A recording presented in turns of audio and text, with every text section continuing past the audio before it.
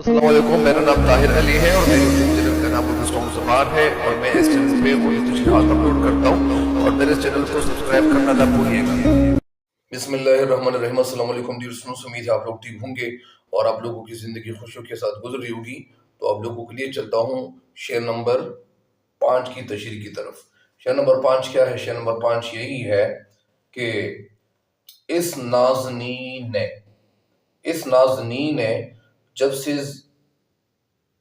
سے کیا ہے وہاں قیام، اس نازنین نے جب سے کیا ہے وہاں قیام، گلزار بن گئی ہے زمینی دکن تمام۔ نازنین کا مطلب کیا ہے؟ حسینہ، خوش ادا یا ناز و ادا والی، مطلب یعنی محبوبہ۔ قیام کا مطلب کیا ہے؟ جب سے کیا ہے وہاں قیام۔ قیام کا مطلب یعنی ٹھہرنا، کسی جگہ پہ سٹے کرنا، رکنا۔ گلزار بن گئی ہے، گلزار یعنی باغ۔ گل پھول کو کہتے ہیں، زار مطلب وہ جگہ جہاں بھی پھول ہوں اس کو گلزار کہتے ہیں۔ زمینی دکن تمام، یعنی دکن کی جو زمین ہے وہ گلزار بن گئی ہے، باغ بن گئی ہے اور وہ جگہ بڑی خوبصورت ہو گئی ہے۔ اس نازنین مطلب یعنی اس محبوبہ نے جب سے قدم رکھا ہے، جب سے یہاں پہ قیام کرنا شروع کیا ہوا ہے، تو یہ جو دکن کی زمین ہے یہ گلی گلزار بن گئی ہے۔ اس شعر کا مفہوم تو بتا بھی دیا، یہ دوبارہ بتاتا ہوں کہ جب سے اس نازنین نے یہاں پہ یعنی جب سے اس نازنین نے وہاں قیام کرنا شروع کیا ہے، وہاں پہ ٹھہرنا شروع کیا ہے، جب سے اس نازنین نے جب سے زمین تک پر قیام کیا ہے اور سٹے لیا ہے، وہ زمین باغ بن گئی ہے، یعنی خوبصورت ہو گئی ہے۔ شاید اس شعر میں حسن موہانی محبوب کے حسن کی تعریف بیان کرتے ہوئے کہتے ہیں کہ اس نازنین نے جب سے دکن میں یعنی ٹھہرنا شروع کیا ہے، قیام کیا ہے، تو دکن کی سرزمین گلزار بن گئی ہے۔ نازنین کا لفظ تو شاعر نے اپنے محبوب کے لیے استعمال کیا ہے، جس کے جو لغوی معنی وہ خوشفزا اور ناز و ادا رکھنے والی کے ہیں، یعنی میرا محبوب اس قدر حسین ہے، اس قدر خوبصورت ہے کہ اس کے ہونے سے، اس کی موجودگی سے، موجودگی نہیں موجودگی سے زمینی دکن، جو دکن کی زمین، یہ گلزار یعنی باغ بن گئی ہے۔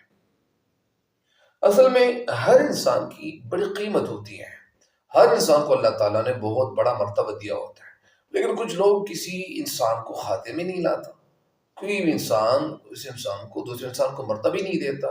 کوئی انسان اپنے آپ کو، ہر انسان اگر وہ اپنے آپ کو بڑا سمجھنا شروع کر دے تو پھر تو یہ دنیا، تو اس میں تو محبت رہے گی نہیں۔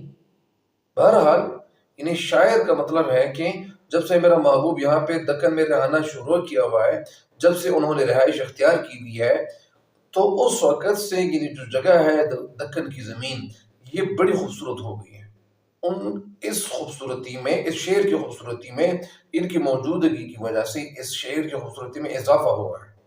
اور ظاہر ہے کہ انسان جس سے محبت کرتا ہے وہ شخص اسے کائنات کی تمام چیزوں سے پیارا لگتا ہے، یعنی ہر چیز اس کے لیے، وہ ہر اس چیز کو چھوڑ دیتا ہے، صرف اسی محبوب کے ساتھ ان کی محبت جب ہو رہی ہوتی ہے تو اس کی طرف وہ مکمل توجہ دیتا ہے، اور ان کی توجہ دوسرے لوگوں کی توجہ سے مطلب وہ اپنی توجہ ہٹا دیتا ہے اور اس کی ذہن میں صرف محبوب ہی ہوتا ہے۔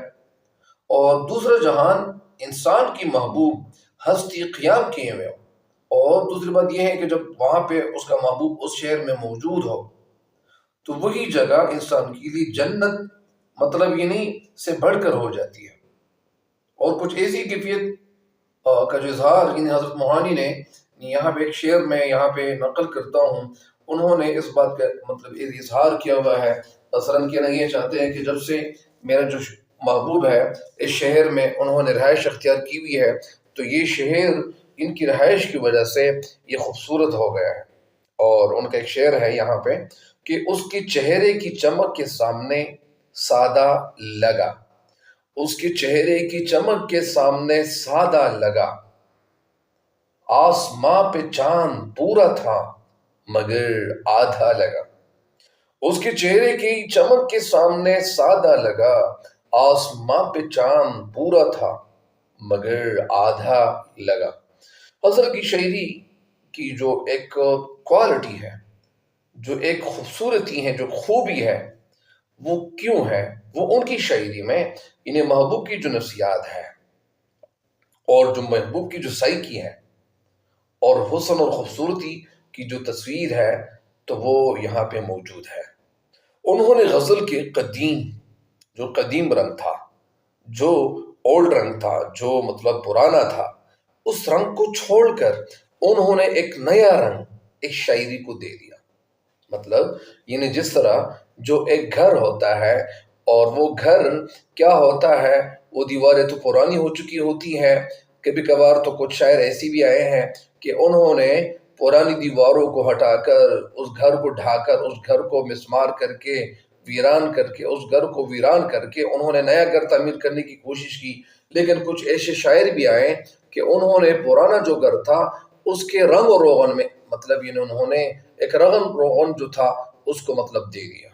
مطلب یہ نہیں، جس طرح ایک گھر کو ان کی دیواروں کو رنگا جاتا ہے، اسی طرح انہوں نے بھی ایک غزل تو موجود تھی، لیکن انہوں نے ایک نئے طریقے سے انہوں نے یہاں پہ غزل کی ابیاری کی، ایک نئے طریقے سے انہوں نے یعنی غزل جو ہے وہ لکھی ہوئی ہے۔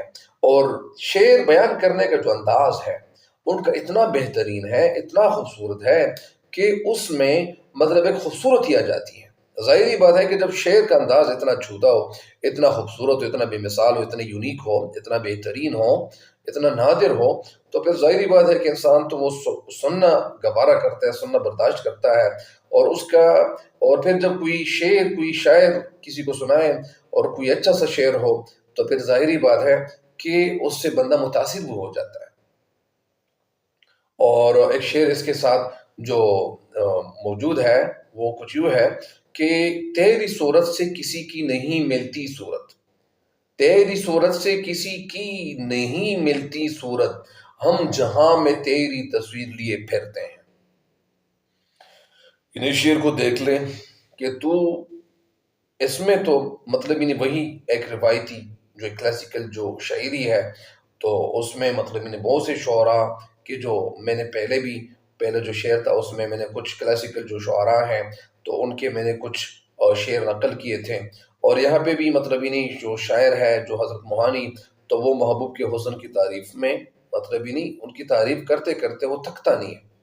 لیکن یہاں اس قدیم جو موضوع ہے، جو پرانا موضوع تھا، جو پرانا ایک ٹاپک تھا، تو انہوں نے میں نے جس طرح عرض کیا کہ جدید رنگ میں انہوں نے رنگا، جدید انداز میں انہوں نے اس طرح بیان کیا ہے کہ موضوع بھی ایک نیا لگنے لگتا ہے اور پڑھنے والے کو بھی لطف آتا ہے، پڑھنے والا بھی اس سے مطلب انہیں لطف اٹھاتا ہے، مزہ لیتا ہے، اس کو مطلب انہیں اس کو مزہ محسوس ہو رہا ہوتا ہے۔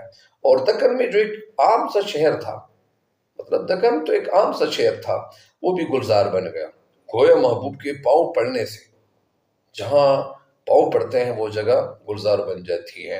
اور اگر ہم یہ بھی کہتے ہیں کہ گلزار نہیں بلکہ ان کی موجودگی سے، محبوب کے آنے سے اس جگہ کی خوبصورتی کو چار چاند لگ گئے، تو یہ مطلب اور بھی اچھا شعر ہے اور بھی اچھی بات ہو سکتی ہے۔ بہرحال اس شعر کے ساتھ جو ریلیٹڈ شعر ہے وہ یہاں پہ شیئر کرتا ہوں تاکہ آپ لوگ شعری مثال میں اس کی آپ مطلب یہ لکھ سکتے ہیں۔ تو اگر آپ جو تشریح میں نے بتائی تو امید ہے کہ اللہ تعالیٰ کے فضل و کرم سے آپ اس تشریح کو لکھ کر آپ سب سے زیادہ نمبر حاصل کر سکتے ہیں۔ بہرحال میرے چینل کی جتنی بھی جو ویڈیوز ہیں آپ ایک دوسرے کے ساتھ شیئر کر سکتے ہیں۔ سب سے پہلے میں یہاں پہ ایک شعر نقل کرتا ہوں، اس کے ساتھ جو شعری مثال کے طور پر آپ استعمال کر سکتے ہیں۔ وہ شعر کچھ یوں ہے کہ تم حسن کی خود ایک دنیا ہو، تم حسن کی خود ایک دنیا ہو، شاید یہ تمہیں معلوم نہیں، محفل میں تمہارے آنے سے ہر چیز پر نور آ جاتا ہے۔ مجھے امید ہے کہ انشاءاللہ آپ اس شعر کی تشریح سے فائدہ اٹھائیں گے۔ تب تک کے لیے مجھے دیجیے گا اجازت۔ اللہ نگہبان۔